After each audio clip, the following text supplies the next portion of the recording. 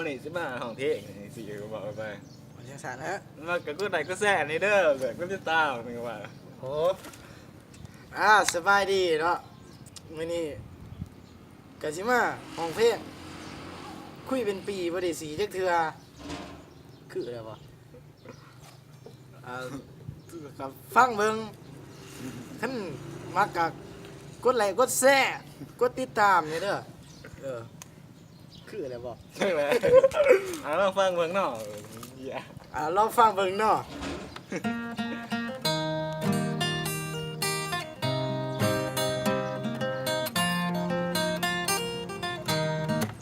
คุยกันเป็นปี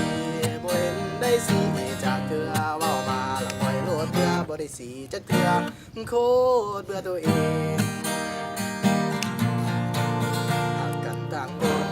หน้ามนต์คนงามของอ้ายเป็นหยังเฮาเจ้าจังอายขอสิบ่ได้เฮาเลิกกันซะสิชวนเจ้าไปกินเบียร์อยู่สายใจและก็สิพาไปแม่พุ่นอยู่เอิ้นข่าวบอกจังสิละเนาะผู้สาวแม่ผมอยู่เอิ้นข่าว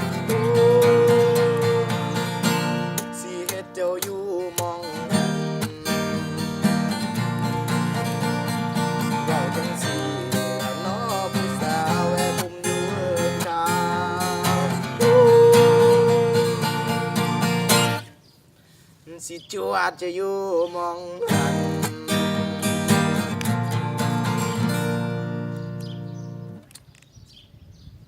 อย่าลืมกดติดตามเด้อ